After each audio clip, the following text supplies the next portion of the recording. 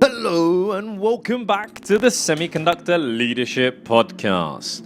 This is your host, Salah Nasri, bringing you another episode of our Quick Chip series, where we dive into the stories behind the giants of the semiconductor industry. And today we are shining the spotlight on a pivotal player, Lam Research. So grab your coffee and settle in as we uncover some of the surprising facets of this key innovator in semiconductor manufacturing. Now let's go back in time and discuss the beginnings of Lam Research. Now, Lam Research might be a household name today in the semiconductor world, but its beginnings were quite humble, believe it or not.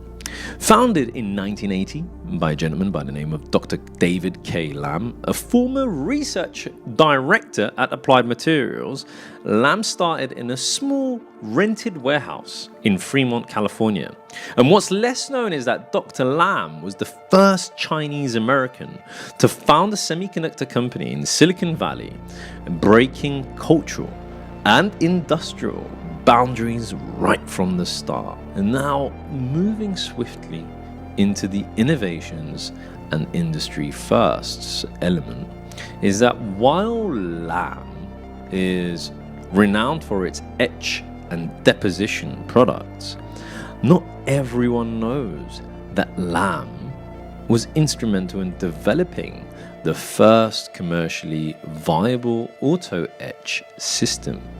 And this system fundamentally changed how circuits are etched onto silicon wafers, improving not only the speed, but also the precision, which was crucial as the industry moved towards smaller microchip architectures. Now, what's interesting is that in the mid-90s, Lam launched the TCP 9600 SE. And this was basically utilizing transformer-coupled plasma for etching. And this machine was a game changer for producing high-density integrated circuits at a time when the tech industry was demanding ever more power from ever smaller chips. There are some surprising facts about Lam Research that you may not know about. That is that during the 2008 financial crisis, while many companies were downsizing, Lam Research made strategic acquisitions and increased their R&D spending. And this bold move actually allowed them to leapfrog competitors when the economy started to recover. And here's a quirky one, right? It caught me by surprise. Lam Research was actually featured in a comic book designed to educate young readers about the magic of microchips. Yes, that's right, a comic book, making semiconductor manufacturing cool long before STEM education became a global trend. So the question is what's the future for Lam?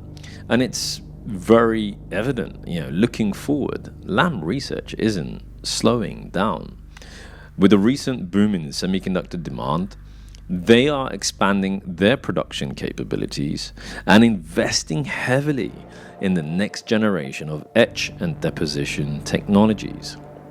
They're also deeply involved in sustainability efforts, aiming to make semiconductor manufacturing more environmentally friendly.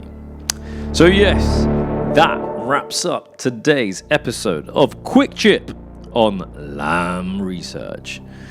I mean, of course, we've seen how they've navigated the past and they're pioneering the present and are preparing for a sustainable future.